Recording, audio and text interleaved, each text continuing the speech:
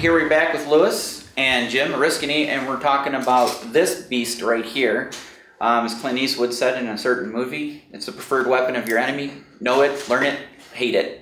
So why don't you go ahead and tell us about it? Okay, well, this is the modernized version of the famous AK-47. It's known as the AKM, or the Avtomat Kalashnikova Modernizovanya, which stands for basically Kalashnikov modernized. Now we should say that this is an airsoft and not the This real is deal. not a real one. But it looks pretty. It is. It's pretty yes. close in weight and in looks as well. 7.62 caliber rounds. Really big punch behind it. It's a short 30 caliber rifle. And a short, yeah.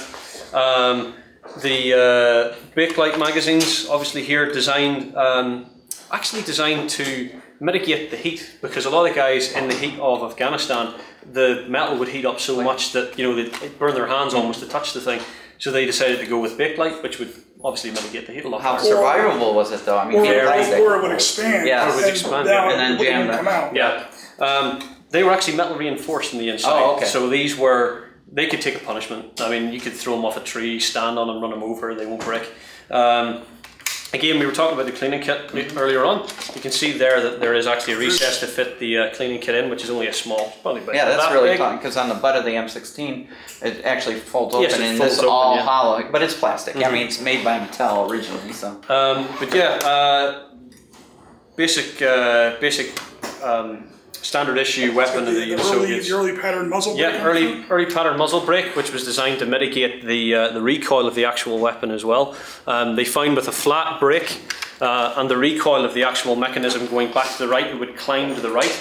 So what they decided to do was cut the muzzle at an angle, which would then, obviously if you're looking down, I won't point it at the cameraman obviously, but the flash goes out to the right, up and to the right, which would then mitigate some of the recoil from the actual gun's mechanism going to the rear and obviously moving the second one. The very typical climb on an automatic weapon. Yeah.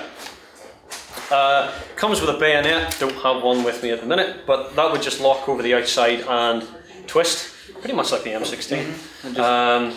But yeah, the firearm to have if you ever just in a combat situation where it's I won't say it, but the defecation has hit the fan. And you really need something that's reliable. I mean, I've seen guys operate these without the top cover on, exposing the inner parts. I mean, they're digging up these in Afghanistan still. Well, I've seen people lock the bolt open, throw it face down in the mud, step on it, slide it, bang it on a tree, and it won't fire on full auto, but it will fire. It will fire, yeah. And you'll notice, like, even American and British Special Forces, they do go to these as a preferred weapon because of the heavier caliber, and they are just that reliable, where you have the 16, the M4s, still have that jam problem, especially in sandy, gritty stuff. I mean, you could have to load it, and it, with the break-free grease in there, it coagulates and locks the bolt up. Where this thing you can go anywhere with. And one last factor that helps with that is special forces like that are usually operating behind enemy lines. That's where you're going to get more ammo. Again, down to the whole, I don't want to be seen, I don't want anyone to know I'm here, I'm going to use... So you blend in with you blend locals. I've actually seen these can actually be operated without a recoil spring in them.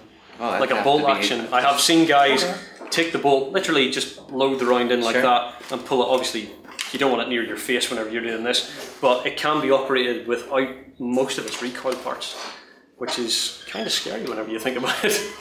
But yeah, I'm pretty sure whenever the human race disappears off the face of the planet, there will always be a Kalashnikov somewhere. So there'll be AK-74s along with the cockroaches after everything else has been decimated off the planet. The 74 is we were talking about the heavier caliber. The 74 has got the very small bolt, the 545. Yeah, 545. That's obviously in Afghanistan they actually.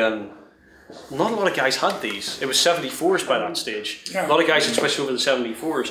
The only real groups that operated these were special forces, because they weren't operating on I'll try and take some of it, or if we take prisoners, we take prisoners. The GRU, the likes of KGB, they're operating in the mountain. They're not shooting to win, they're shooting to kill.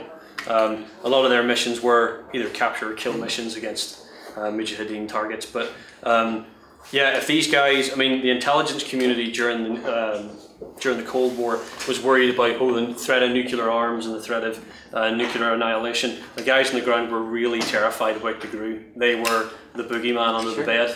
They were basically going to be dropped in behind the Berlin Wall, and they would have just, your missile systems for your air defense, there you kiss go. them goodbye. Okay, so there you have it. The AK-74, along with the full kit for the Soviet forces of the late 70s, early Special Operations, GRU. So there's another reason why a boot camp is something to come to, because we add a little bit of realism and give you some authenticity so you can go back and put that in your mind as you're playing the game.